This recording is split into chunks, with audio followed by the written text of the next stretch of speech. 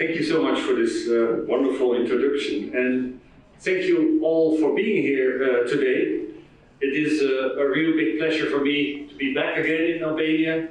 I think this is my 8th visit, but this year in June I was here, standing in the same room, giving a speech for another conference, very important conference, that was organized by UNICEF, together with the European Association of Service Providers for People with Disabilities. I'm an active member of that European Association, and actually I'm also one of the people who really pushed the ISPD to organize this conference in Tirana, and on this subject we had, and that is the care and support for the youngest children in the age group of 0 to 4. That support is called Family-Centered Early Childhood Intervention. It was a big conference, and it was a very, very interesting conference. I will relate to that later in my speech. And thank you, Melinda, for making my speech more easy, because you mentioned several aspects that I also wanted to mention, so I can skip them, so I have a bit more time to elaborate on some important issues. At least I consider them important. And now we'll finalize with 5 recommendations. They are not on the slide. I will make them available through the communication after this conference. So, okay, the title is known. So it's about involvement in education of children with disabilities in the EU and the challenges that there are. Next slide, please. Professor De Groof already mentioned the interrelationship between pluralism, diversity, and inclusion. And actually, pluralism is the culture of embracing diversity. Diversity is the acknowledgement of that there are differences, that we all are different. All children are different. And actually, they are all the same in being very different, including children with disabilities. Inclusion facilitates the development of the potentials of all children, not just children with disabilities. There are other groups of children that need special attention in the classroom. For example, children with high intellectual capacities that tend to drop out at the regular education. Children with socio-economic backgrounds, vulnerable background, called that way. So inclusion should improve the potentials of all. Next slide, please.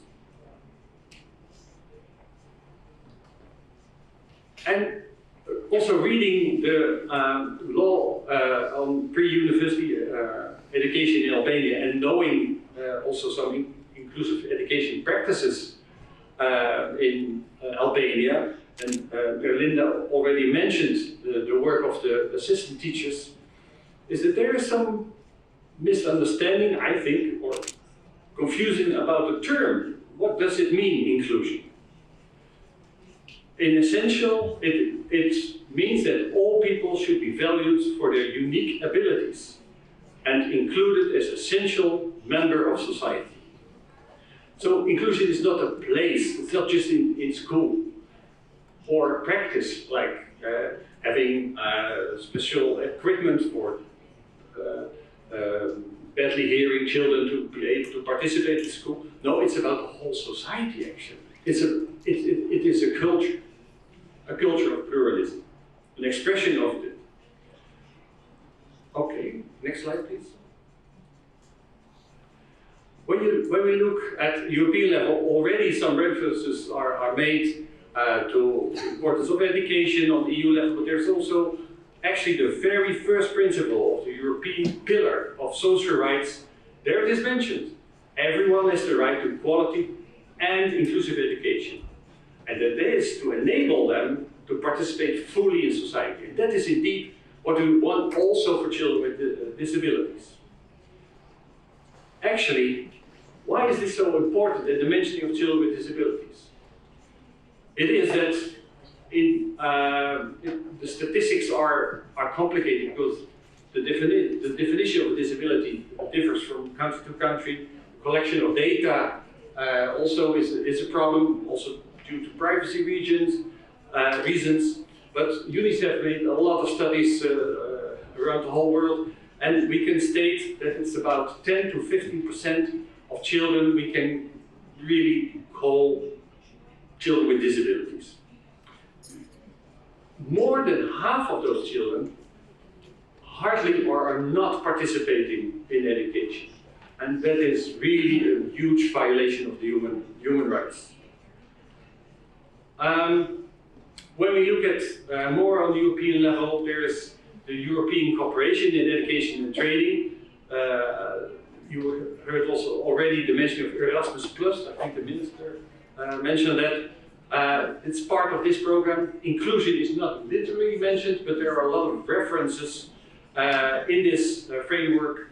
And definitely Erasmus+ is a program that can help also Albanian organizations, municipalities together with non-governmental actors to have projects, international projects, sharing experiences with other European countries to learn more on the topic of inclusive education. Next slide, please. Well, this was already mentioned by Linda, so inclusive education, human right. Next slide, please. The United Nations Convention on the Rights of People with Disabilities, Article 24, is all about that. You can find that on the internet. I will not go through the text to save time. So this one we already had. So, next one. So back to inclusion. What does it mean? And there I see a difference between the law on education and the practice on inclusive education in Ukraine and sorry, I work a lot for Ukraine. Of Albania, is that it is an enabling environment where everyone should be able to use the same facilities, take part in the same activities, and enjoy the same experiences, including people who have a disability or disadvantage. And here, this is a very fundamental difference from the practice now in Albania, where exactly what Linda mentioned, for example, the assistant teachers work with the child, with the individual child who has certain disabilities or problems that needs to be addressed. Separating the child doing so from the other children, that's excluding the child actually, maybe within the classroom but still excluded. But also inclusion is not about improving the capacities of the child or trying to push or badly said, repair the child so that it can participate in the regular education, in the regular curriculum. No, inclusion is about changing that environment, that educative environment, so that this child can develop its potentials within that environment. With sometimes some professional support, okay, but not as the main focus. The focus should be creating this enabling environment. Now I'm talking a lot about in this speech about children with disabilities. But what do children with disabilities actually themselves think about this? And I thought we should hear what they have to say. And again, with many thanks to you, UNICEF, and my other Albanian partner, the Down syndrome, Down syndrome Albania, sorry. Together they made a film. And it's very interesting, and I would like to show this short film about what the children here in Albania say about it. And there's a reference to the Don Bosco school, also one of their pupils is in the film. Maybe the lights.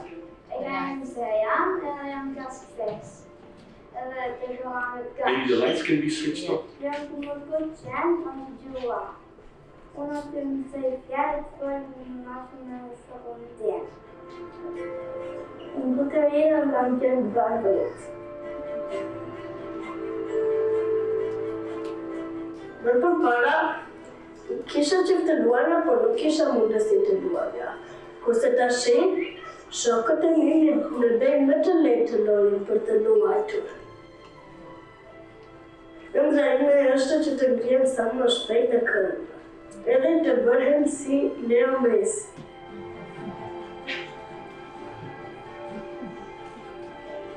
Ëndra ime të bëjmë kombëtare fëmijëve. Për të vetë të më të vetë pjemarë, për të vetë të televizor fëmijëve, të të bota, të bëjmë film në kinema. Unë quhem Casey, në të ardhmen, unë dua të vazhdoj edukimin tim dhe të studioj tek liceu artistik. Dua që arsimimi im të jetë i barabartë me njerëzit që dëgjojnë.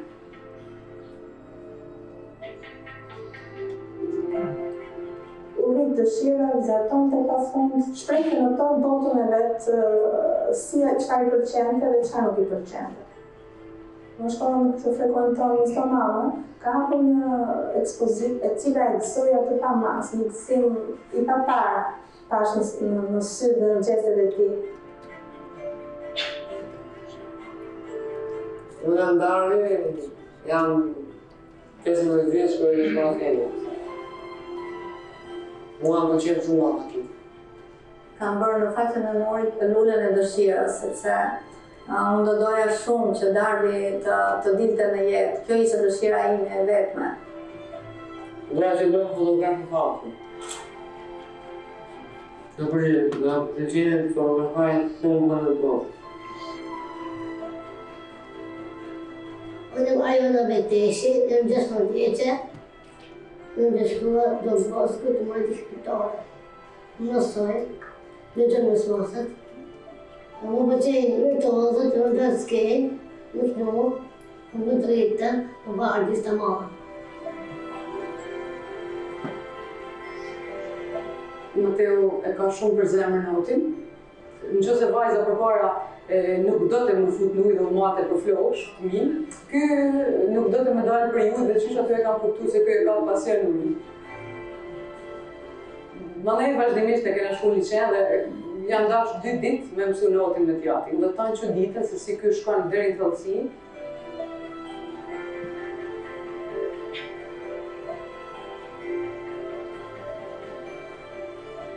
Unë të me Vanessa. Jam në 17 vjeçe, një vjetë, sa ja. Unë do i vinë e 3 kurso të balet. E 3 balet, e se femja Ana Susi, Ana, Serena, Tisosken.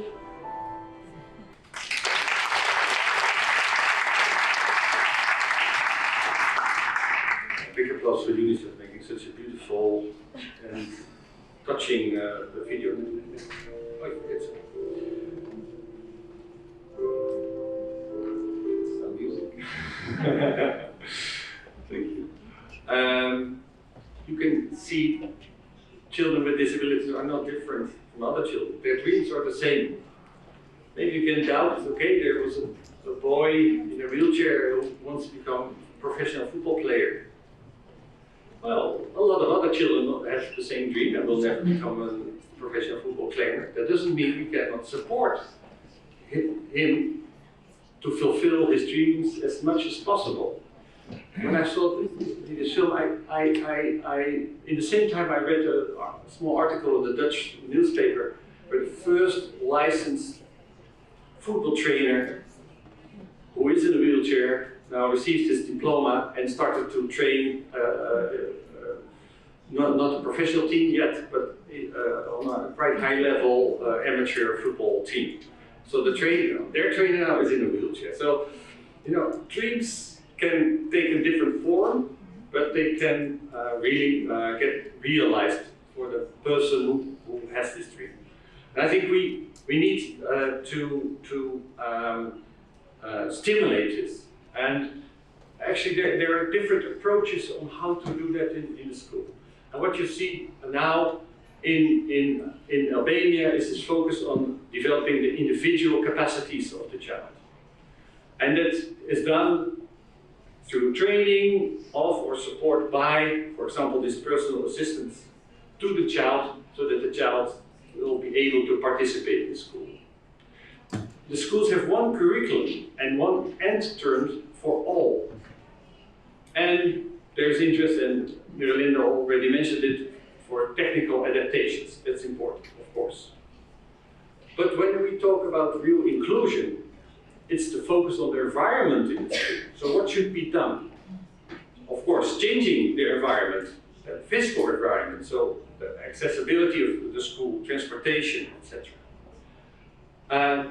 Also, their training and capacity building is very much needed for managers of the school, for the teachers, the school psychologists, the assistant teachers, and even parents, on how to support the development of the child and how to create a learning environment for all.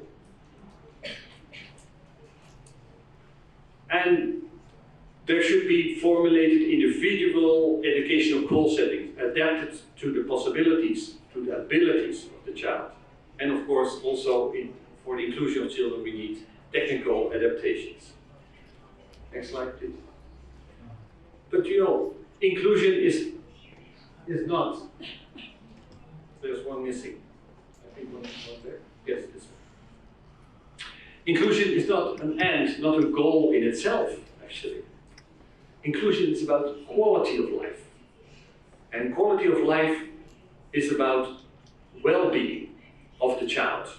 And there are several domains, 8, and one of the scientists that developed those quality of life domains is Sherlock. And together with other scientists, he developed the quality of life supports model, which is very useful in education, where the different 8 domains that are mentioned here on this slide, probably you can't read them here now, but I will mention a few. So it's about belonging, that the child belongs, that he has friends, that he has brothers, sisters, parents. The sense of belonging is crucial for your well-being. To have social relationships, that the child can play with his peers, that he can make friends, that he can do sports with others. So, and those 8 domains, they give a very strong framework to organize the education in the school and where to focus on with the individual child. Where are the abilities and the disabilities? What are the needs of the child? So it's my recommendation to have a deeper look into these domains of quality of life and to use them in the schools and in the education system. Next slide, please. So inclusion has a lot of benefits for the students. So it enables each student to fully participate in a learning environment that is designed for all and is shared with peers. The second benefit is it provides a positive climate, promotes a sense of belonging, and ensures student progress toward appropriate personal, social, emotional, and academic goals. And the third benefit it's responsive to individual learning needs by providing sufficient levels of support and applying student-centered teaching practices and principles. And these kind of inclusive schools benefit all children, not only children with a disability. And now I want to end with my 5 recommendations for Albania. Number 1 is that there is absolutely a need to have a clear definition, that we all share the same vision, the same idea about, okay, when we talk about inclusion, what are we talking about? Because there's confusion. Second one, inclusive education needs definitely specific attention to children with disabilities. They require special support to the teachers, to the whole environment, and sometimes also on the individual level. But inclusion is embracing diversity and needs to reflect the needs of all students for support. Third recommendation, focus needs to shift from adapting the disabled child to the environment to adaptation of the environment. Fourth, there's a huge need for training of school managers, teachers, and other staff. And the fifth one, and there's the relation with the conference in June, when a child enters the education system, it's 4, 5, sometimes even 6 years. That means that the first 3, 4 years of life have been missed. Maybe the child is in the hands of the small child with some developmental problems or disabilities in the health sector, but that's quite a medical approach. And the chance is missed to support the family in that period of life when the brain develops in an incredible speed. And 85% of brain connections are already established in those first 1,000 days of the life of a child. And this is exactly the moment where a lot of disabilities, a lot of problems later in life can be prevented. And my practical recommendation is when there is now this process going on to establish the resource centers. In Ukraine we have stimulated the same, and the law on education there was changed with Lila Renevich, Professor on the Vove knows her quite well, also the previous Minister of Education. And there it was decided that the resource centers will be named inclusive resource centers. And now, with the present government, we've been able to extend their mandate to children from 0 to 4. And that requires obviously a lot of training, etc., for the staff of those centers, but that will really help the inclusion of children with a disability in regular schools. So thank you very much for your attention.